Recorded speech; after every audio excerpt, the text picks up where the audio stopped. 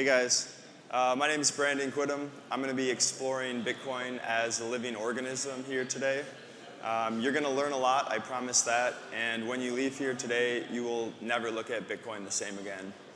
But before I get started, I just want to say I'm excited to be here, and it's an honor to follow Lynn Albrecht. Couldn't support that cause enough, so just want to say that before we get started. All right, what is Bitcoin? Superficially, this is a pretty easy question to answer. It's technology, it's new money, it's a blockchain, it's all these things. However, if you go one step deeper or you fall down the rabbit hole, Bitcoin starts to become something more, and it becomes really hard to understand. It's at the intersection of many different subjects. There's a competing narrative of people fighting over what to describe it and how to market it. But it's my belief, and through my journey, looking to nature was the best lens for me to understand the system, and particularly the fungi kingdom, which is what we're going to focus on here today. So before I can describe 10 different ways that Bitcoin and fungi are related, I have to give you guys a super quick Fungi 101 talk.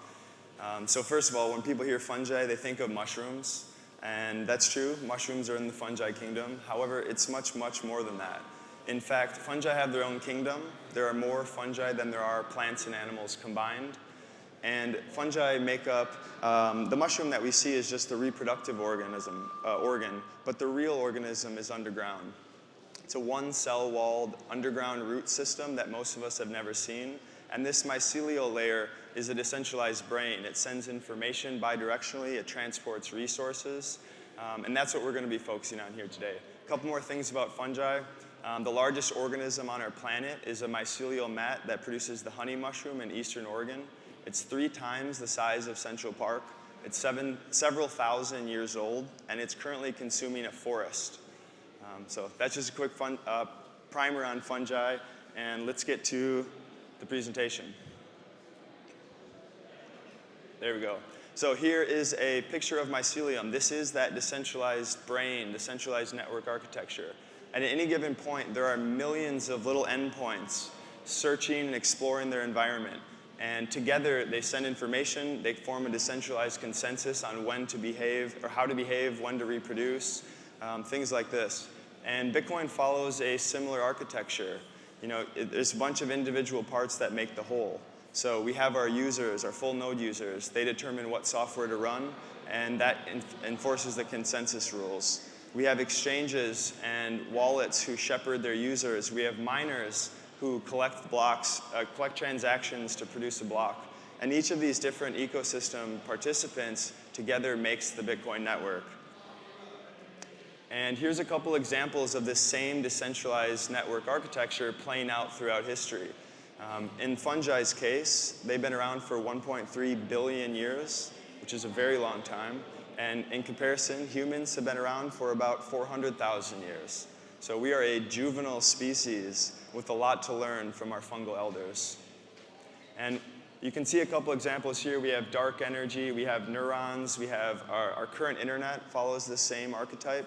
And what can we learn from this? We can learn that nature doesn't make mistakes. There are no accidents. If an archetype that works has persisted for at least 1 billion years, that means it works. And so when you look at it from this geological timescale, it's really clear that Bitcoin was no accident. Bitcoin was inevitable. In the mycelial kingdom, in that situation, there's all this decentralized action going on, and you can remove any individual segment. However, the organism as a whole persists. And this is the same in Bitcoin. Any user, exchange, wallet, node, any one of those can be individually vulnerable and can be removed or co-opted. However, the system is resilient and the system persists. There is no central point of failure. To steal a little lingo from our boy Nassim Taleb, I'm going to talk about anti-fragility. So both Bitcoin and fungi survive in the most harsh conditions on our planet. They're constantly having to respond to their stimuli and react and evolve in order to stay relevant. Dealing with the competition here. So quick genetics lesson. Typically, genes are transferred vertically, vertical gene transmission. 2 parents create an offspring, genes are passed down vertically. fungi have been known to do something called horizontal gene transfer. And what this means is two fungi are competing in the same ecosystem. And one fungi is concerned about their likelihood of survival, so they actually slurp up, they absorb genetic information from a separate species and then incorporate it in their own organism. In effect, it's a way to take what works and hope that they can survive better. And that's one of the reasons why fungi have been so successful as an organism. And Bitcoin also performs horizontal gene transfer. And we've seen many examples of this, but it's essentially the idea that an altcoin or another decentralized technology creates something new and unique and interesting. Maybe it's an advantage. And what Bitcoin can do is absorb that competitive advantage on a layer 2, layer 3, or some other type of application, and then it absorbs it and moves on, and Bitcoin's stronger because of it. One quick example would be the Lightning browser extension, Lightning Jewel browser extension. You combine that with an at-home node, and now you can make micropayments instantly on the internet. Effectively makes the basic attention token completely obsolete. Another example, and I believe Satoshi was a mycologist, because Satoshi knew about horizontal gene transformation. He took all these different technologies and bolted them together, and that's what Bitcoin is. And so, for example, proof of work comes from Hashcash, just tweaked a little bit. And so, yeah, Satoshi was a mycologist. Talking about immune system, this is one of the main purposes from an ecological perspective. Kind of what does fungi do on a big scale? And they act as the immune system for our ecosystems. In a forest, let's say, there are all these individual trees, but each individual tree is very, very vulnerable. However, their root systems connect into this mycelial network, and the entire forest, every single tree is connected. In fact, 95% of trees require a fungal ally underground in order to survive. And so what happens underneath is information's transferred, resources are traded, and let's say there's a predator who attacks on the east side of the forest here. What the mycelial network does is it sends information throughout the network. Hey, there's Predator X coming. Prepare your army of antibodies. And now the entire forest has time to build up their antibody soldiers, so by the time this predator makes it around to the other side, there's a standing army ready to squash it. And that little story there is how these forests are so rich and so robust. And Bitcoin is the same way. Bitcoin is the immune system for humanity. It's kind of the internet's response, or humanity's response, to rent-seeking businesses, central bank seigniorage, and things like this. We're just fighting back. The next thing that fungi perform in their ecological role is they're the recyclers. They're the grand molecular disassemblers on our planet. So if you think about a forest, leaves fall and hit the ground, sticks or any organic matter hits the ground. What happens to this matter? In fact, fungi leap up out of the ground and they decompose these complex biological wastes into its base elements. It turns leaf litter into carbon, nitrogen, phosphorus, etc. And then it takes these base elements and trades with them underground with other organisms. And in fact, if we didn't have this recycling going on, we'd be buried under hundreds of feet of leaf litter. There'd be nowhere to walk, nowhere to go. And so this is a really, really important part of the puzzle. And you can say what fungi do is they unlock stranded assets. You know, a tree cannot use its fallen branches. However, if you decompose that tree and break down the elements, it's useful. And Bitcoin, through its proof of work mechanism, also unlocks stranded energy and stranded assets. If you think about remote geothermal or hydroelectric, there's an excess supply that's not being met by demand. So essentially we produce energy and it's just wasted, it goes nowhere. However, if you put a Bitcoin miner there, you can turn that broken, wasted energy into a durable store value, which can then be transported across distances and time. Next, we're going to talk about the reproductive cycle of a fungi. So most of the fungi's life is underground or in wood in that mycelial form. It's quiet, you walk right on top of it every single day of your life and you never knew it was there. However, when the conditions are absolutely perfect, the mycelium condenses its energy into a tiny little pinhead and shoots out of the ground in the mushroom form, the reproductive organ. And at this point, as soon as it reaches its peak, the crescendo is millions of spores, which are tiny little mushroom seeds, are released. These mushroom seeds float by and land nearby, and the majority of them die. However, a small percentage persist. they form new fungal colonies, build their own mycelial network underground, and when conditions are right again in a few years, they continue the cycle and reproduce. And Bitcoin's hype cycle follows the same pattern, and it kind of feels like we're in that period right now. I don't know if anyone's checked the prices recently, but it's making me nervous. Anyways, Bitcoin spends most of their time underground, very quiet. It's just the crazy people like us building and working. However, when conditions are perfect, the price goes crazy. Normies flood in, everybody's going nuts, the mainstream media, and as soon as it reaches its apex, it too crashes down. Most people get wrecked, most people leave. However, a small percentage stay, and they go underground. They form their new Bitcoin colonies, again building their mycelial network for when the conditions are right again. If you look back throughout history, organisms that partnered with fungi turned out to be very, very successful. In fact, a very long time ago, all life on Earth was in the ocean. There was no atmosphere, there were no plants, there was no animals, just rocks.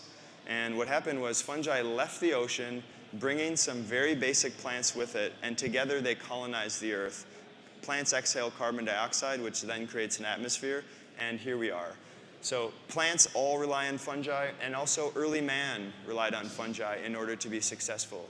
They used fungi for food, for medicine, for sharpening their tools, for transporting fire, and yes, they also consume mushrooms, which I believe were the basis of most of our modern religions. And Bitcoin is the same way. It gets called a cult, it gets called a religion, and the people say that think they're taking a jab at Bitcoin, but I'm going to argue the opposite. The fact that Bitcoin inspires religiosity, it inspires ideologically motivated soldiers, let's say, to come and dedicate time and energy to this cause is needed. If we're going to bootstrap a new economic system from scratch, we're going to need ideologically motivated people in order to help Bitcoin get through the door. And so I'm arguing that is a very, very important case for Bitcoin. Next, social scalability, a term coined by Nick Szabo, and for simplicity's sake, we're going to define social scalability as the ability to cooperate flexibly in large numbers across time. And this is my belief that Bitcoin's ultimate goal is social scalability.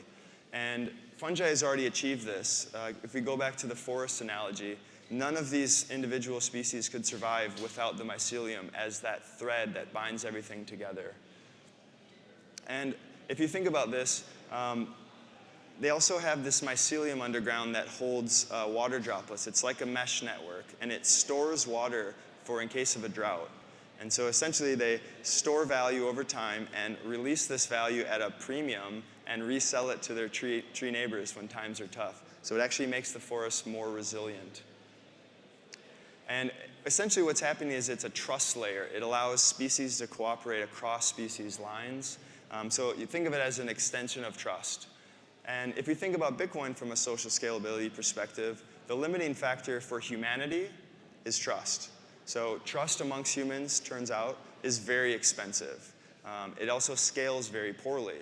And what this causes is kind of a glass ceiling on humanity's progress. We're sort of stuck in this nation state squabbling over resources situation. And I believe that Bitcoin, if reaching its full potential, will shatter that glass ceiling. Because what Bitcoin does is it spends a lot upfront. It pays the large upfront cost of decentralization in order to decrease the cost of trust. And by decreasing the cost of trust, it enables a global brain, a global membrane to communicate and cooperate. And this increased cooperation will be an order of magnitude higher than where we're currently stuck.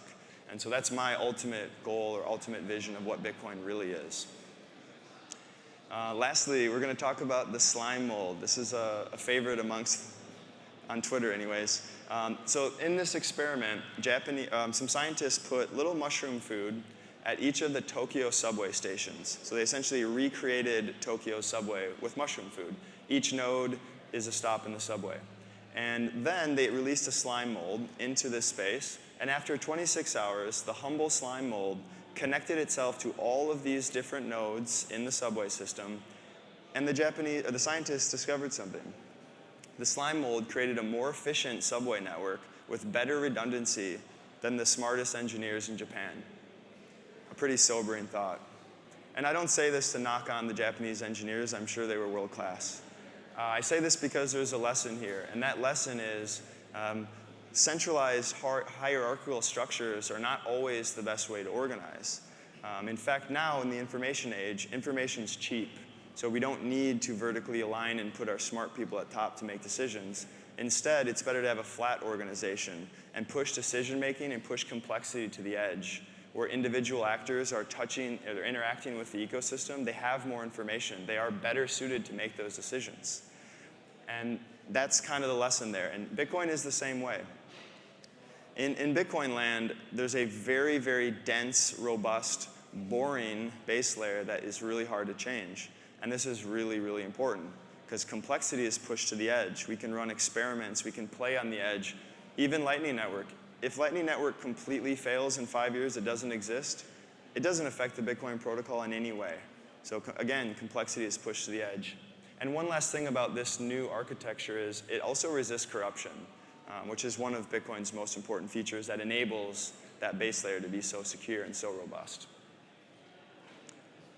So I'd like to wrap up here with a little call to arms. Humans are a young juvenile species with a lot to learn. We don't even have the tools to accurately understand our own environment. So let's be a little more humble, and next time we have our biggest problems, we're staring down our biggest challenges, instead of going to the lab and assuming humans are going to come up with these new ideas, instead, I encourage you to look to nature. There are no accidents. Nature is elegant. The designs are efficient. And most of our human problems are already solved in nature. We just have to know where to look. So I'd like to finish. What is Bitcoin? Bitcoin is a decentralized superorganism, most closely resembling mycelium. Thank you.